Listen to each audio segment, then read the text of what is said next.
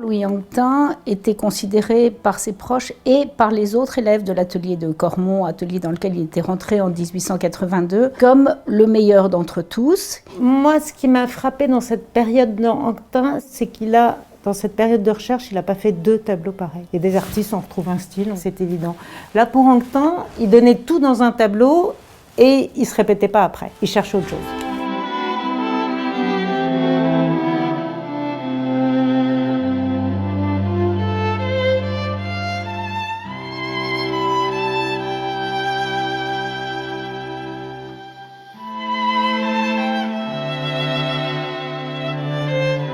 Juliette Vary était une jeune femme qui vivait à Montmartre, qu'Henri Toulouse-Lautrec avait trouvé très à son goût. Donc c'était pas du tout les modèles habituels de Toulouse-Lautrec, qui étaient plutôt des femmes des rues. Là, c'était une petite jeune fille très bien. Et donc Henri Toulouse-Lautrec était allé demander à la mère de Juliette Vary l'autorisation de la peindre. Après que Henri Toulouse-Lautrec l'ait peint, c'est là aussi où on voit la proximité entre Toulouse-Lautrec et Anquetin. Anquetin va aussi en faire son portrait. Donc il fait ce portrait dans son propre atelier.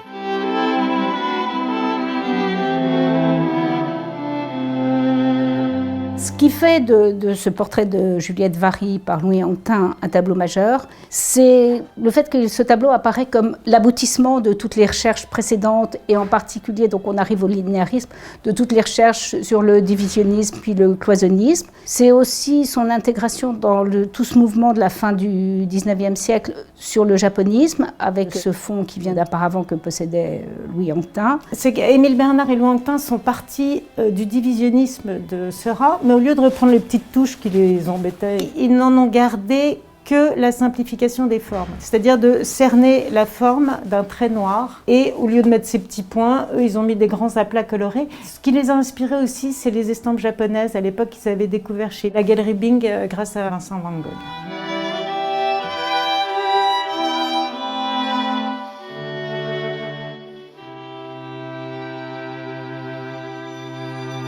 Le portrait de Juliette Vary, c'est un tableau qui est dans l'atelier avec un personnage qui a posé devant un paravent qu'on retrouve sur des photos de l'atelier de Louis Anquetin. Donc c'est vraiment un tableau choisi et avec le modèle qui est assis sur un fauteuil, qui pose et qui attend. Louis Anquetin avait accroché sur les murs de son atelier les œuvres qu'il avait réalisées dans les années précédentes.